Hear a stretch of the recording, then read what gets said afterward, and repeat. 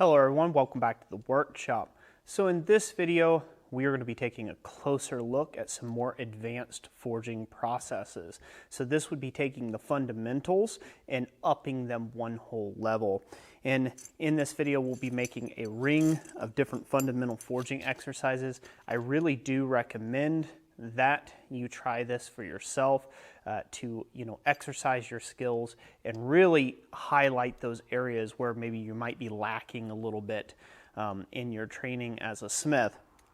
Now, anytime you do one of these, I was under a time constraint because I was teaching a class for this. By the time this video comes out, that class would have probably already been over a long time ago, but I was under a time constraint. So some of the things that you'll see me struggle with in this video are a common struggle if you don't take your time.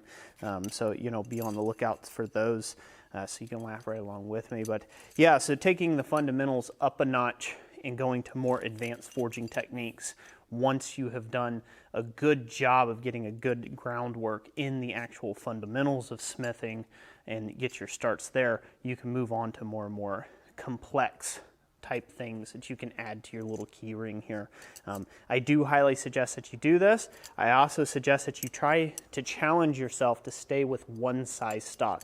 This particular stock that we use in this video is going to be a 1/2 inch square mild steel bar for all of the pieces that you see here on the ring, or 12.5 mil for all of you there across the pond. So hope you guys will enjoy the video, and as always, God bless you, and thank you guys so much for watching.